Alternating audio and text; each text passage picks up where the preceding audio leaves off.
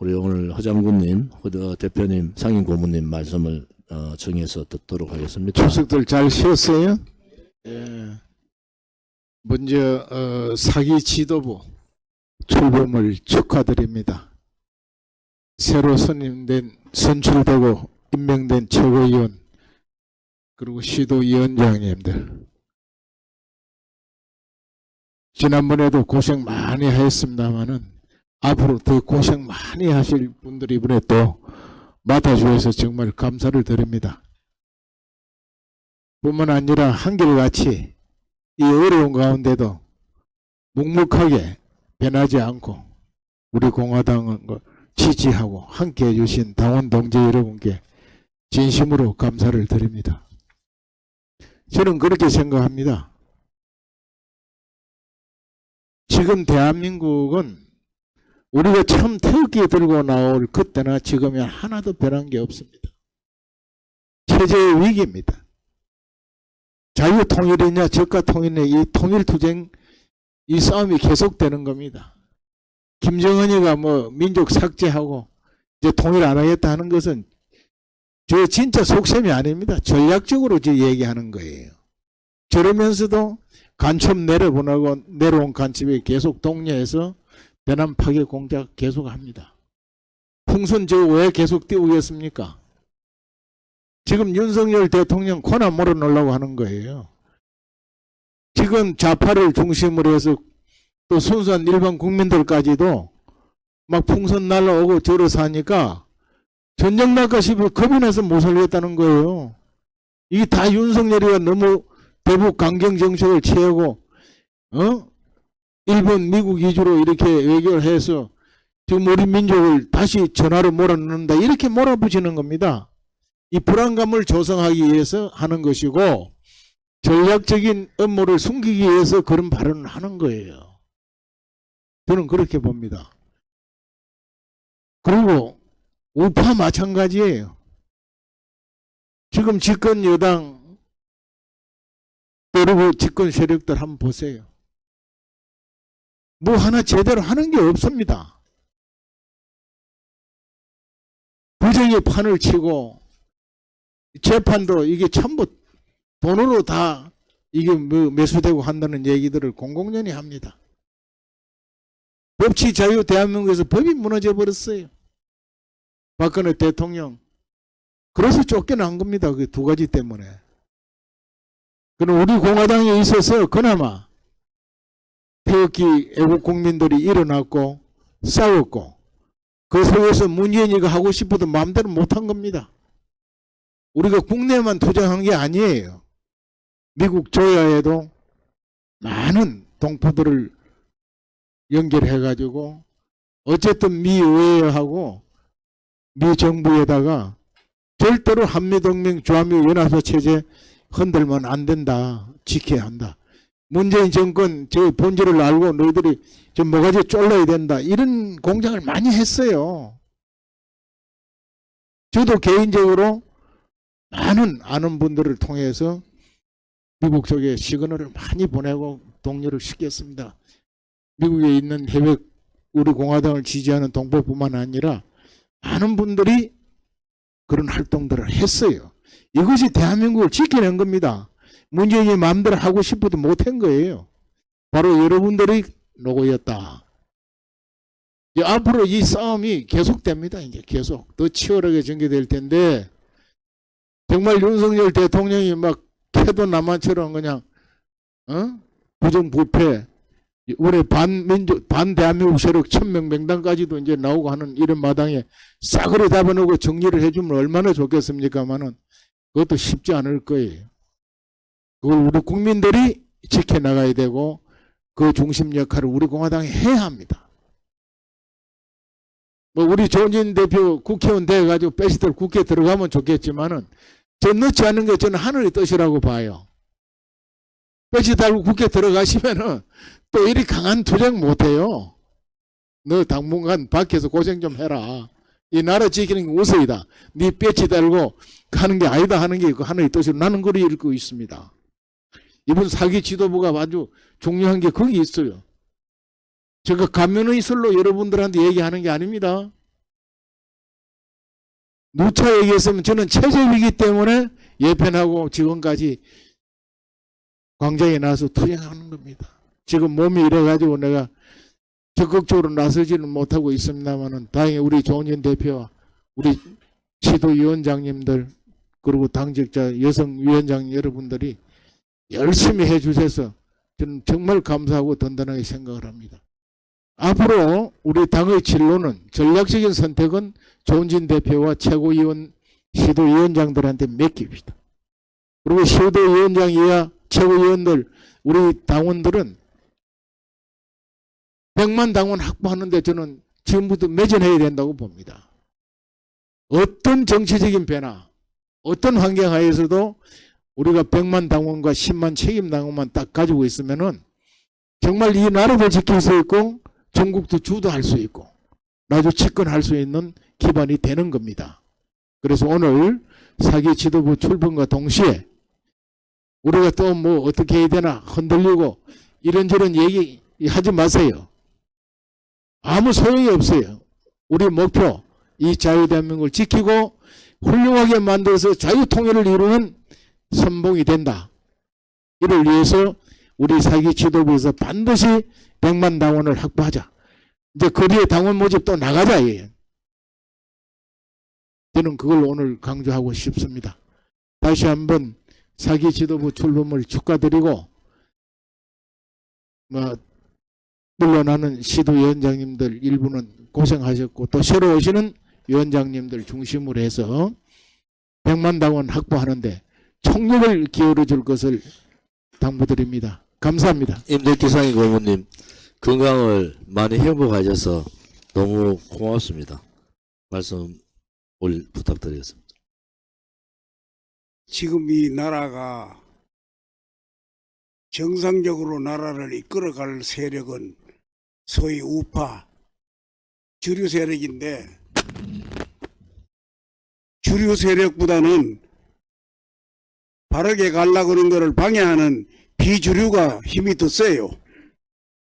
그래서 지금 국민들도 나라가 이 꼬라지가 뭐냐 이래가지고 어디로 갈 거냐 그 죄를 그렇게 많이 짓는 놈들 하나 잡아놓지도 못하고 지금 대통령이 어디로 뭘 하고 있느냐 뭐 이렇게 불평을 많이들 하고 있는데 대통령이 시켜도 밑에 있는 놈들도 눈치 보리라고 안 해요.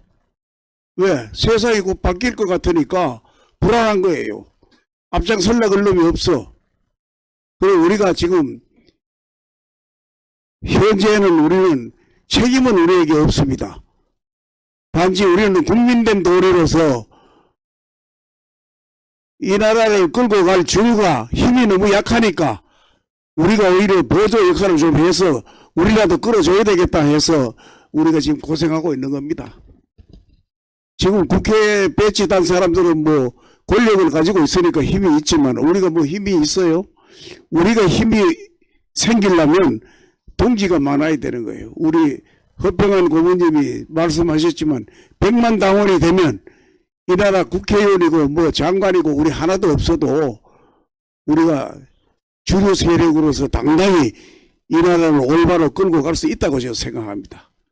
지금 시도당 위원장님 한 분 한 분이 국회의원 30명 정도 역할을 해야 돼.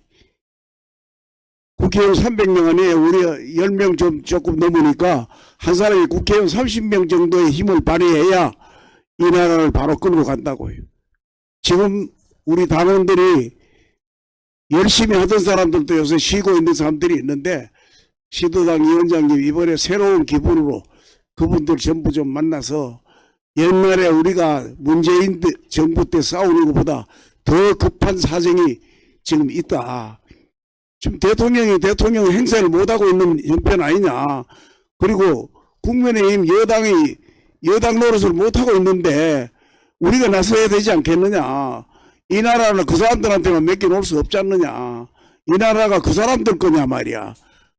우리 후손들이 살아가야 될 나라인데 우리가 바로 세워놓고 올바로 가도록 만들어 놓고 우리가 쉬어야지. 지금 쉴 단계가 아니다. 좀 나오라. 이렇게 해서 우리 시도당 위원장님들이 앞장을 서고 모든 당원들이 다 합심을 해가지고 우리가 힘을 길러야 됩니다. 그 힘은 옛날에 우리가 서울역에서 성계문까지 꽉 들어차던 그 인원들이 나오면, 그보다 더 많이 나오면 더 좋지만 그 정도만 나와도 힘을 발휘합니다. 그리고 지금 언론들이요, 정신 차리도록 하려면 우리 사람이 많아야 됩니다. 아이 무슨 뭐 댐 만드는 거 반대하는 놈들 거를 말이야, 텔레비가 비춰요. 그 한참씩 비치는데 말이야, 진짜 열받더라고. 아, 우리 태극기 들고 나라 구하려고 그러는 사람들은 텔레비 한 번도 안 비쳤잖아. 100만 명이 나왔을 때도 안 비쳤잖아. 누가 사람이 됐든 간에 태극기 들고 나온 사람들은 다 애국자 아니에요. 그 애국자들 나오는 데는 텔레비 카메라 한 번도 안 비치더니, 1초도 안 비치더니, 아, 이거 무슨 댐 반대하는 사람들이 이걸 말이야 한참씩 비치고 있어. 이 정신 나간 놈들이야. 나라 망하면 지들 어디 가서 이민 갈 거요? 이렇게 멍청한 놈들이 지금 말이야 대한민국을 앞장서서 지금 못 가게끔 방해 놓고 있으니까, 우리가 정말 약이 올라서도 정신 좀 더 차리고 더 적극적으로 우리가 앞에 나서야 된다. 저는 그렇게 생각합니다. 동지 여러분들, 그동안 또 고생했지만은 이제 고비에 왔다 이렇게 생각하고 더 많은 동지들과 함께 우리 이 나라 바른 길을 갈 수 있도록 우리가 인도합시다. 잘 부탁합니다. 우리 안상열 상임 고문님. 추석 때 5천만 국민들에게 내 메시지를 보냈습니다. 한가위 추석을 맞이해가지고 성실한 국민이 기뻐하는 나라를 만들자 라는 우리 공화당 조원진 대표님 추석 인사 말씀이 있었습니다. 어쩌다가 성실한 국민이 슬퍼하고 괴로워하는 사회가 되었습니다. 정치, 경제, 사회, 문화 모든 전 영역에 걸쳐서 우리나라가 제대로 돌아가는 것이 없습니다. 비상식적, 비도덕적으로 흘러가는 정말 이해할 수 없는 나라가 되어버렸습니다. 우리가 처해져 있는 이 난국을 네 탓, 내 탓으로만 돌릴 수 없습니다. 우리는 이 어려운 한국의 운명을 영광된 운명으로 바꿔 나가야 합니다. 그래서 정치 지도자의 책임이 막중합니다. 위대한 대한민국을 건설하는 것이 우리 모두에게 부여된 고귀한 사명입니다.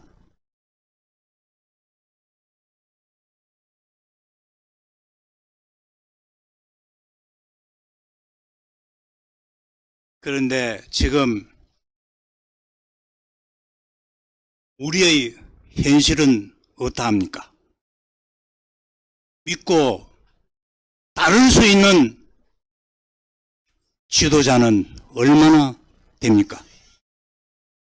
부패하고 썩어 빠진 오늘의 정치에 누가 감히 도전했습니까? 그동안 우리 공화당은 거짓 불의의 세력, 반민주주의 체제 세력, 반시장경제 세력, 좌파 사회주의 망령들과 싸워온 용감한 사람들로 뭉쳐져 있는 정당입니다. 자유민주주의 대한민국을 지키기 위해 불의의 세력과 야합, 불중하지 않고 맞서 싸운 새로운 지도부가 선출되었습니다. 앞으로 여러분들이 자유 대한민국의 꿈이요 희망입니다. 앞으로 여러분들이 앞장서서 이 나라를 바로 세워주십시오. 감사합니다. 우리 안상일 교수님 그 따님이 모대학 정교수 되신 것도 축하를 드립니다. 감사합니다. 이제 정년 보장 65세 청년이 보장된 우리 윤여덕 우리 천만인 이사장님. 네, 반갑습니다. 당원 동지 여러분, 추석 명절 잘 보냈습니까? 요즘 정치권을 보면은 국민의 마음을 읽지 못하는 현황을 보면 가슴이 답답합니다. 여당은 정치력이 부족하여 민주당과 정책 문제도 해결하지 못하고 우왕좌왕하고 있으며 야당의 프레임에 휘둘려 헤어나지 못하고 여당으로서 역할을 못하여 대통령이 하던 정치뿐만 아니라 나라가 엉망이 되고 국민들은 어려움에 지쳐가고 있습니다. 우리 공화당 조원진 대표님께서는 현실을 간파하시고 야당과 차원이 다른 정치 외면당하고 소외된 국민의 대변인으로 불출주야 헌신하고 계십니다. 우리 공화당 당원 동지 모두는 대표님의 힘을 실어주셔야 합니다. 당원 동지 여러분, 한마음 한뜻으로 노력하기를 바라며 우리 공화당 당원 동지 여러분 파이팅 합시다. 감사합니다. 네, 반갑습니다. 정책의장 김문현입니다. 날씨가 많이 선선해졌습니다. 그래가지고 더울 때보다는 아무래도 이제 조금 좋아지실 것 같은데요. 저는 우리 최고위원님들 새로 뽑으신 위원님들 보면 너무 말씀을 잘하세요. 그걸 좀 배우고 싶은데 아무리 연습해도 목소리 자체가 안 돼가지고 따라갈 수는 없고, 그래서 어떡하나 뭐 그런 생각을 하고 있습니다. 그래서 윤석열 정부가 저번에 1년 지났을 땐가 제가 평가를 한번 한 적이 있거든요. 경제 점수를 그때 60점인가를 줬다가 그래도 뭐 조금 잘해왔겠지 그러면서 한 70점 줬어요. 그런데 최근에 보니까 60점 주는 것도 과하지 않았나 이런 생각이 들어요. 그래서 여러분들 뭐 비슷할 겁니다. 비슷한데 좌파에서 부자 감세라는 것들을 저는 굉장히 용어를 잘 안 썼어요. 부자 감세. 특히 법인세 부분들은 조금 낮추는 게 맞지 않느냐. 그런데 그 이후에 나오는 것들이 보면 감세를 세금을 깎아주고 그 다음에 투자가 이루어지면 괜찮아요. 소비가 증가하면. 그래서 경제 성장률이 이루어지면 그 방법은 맞는 거예요. 맞는 건데 세금은 깎아줬는데 투자도 안 일어나고 돈도 안 써요. 그러니까 이제 내수 경기가 망가지면서 그러면서 뭐가 닥쳤습니까? 집값이 올라가기 시작했죠. 그죠? 집값은 사실상 조금 내려갔었는데 그것을 정책 금융을 풀면서 약간 받쳐버렸어요.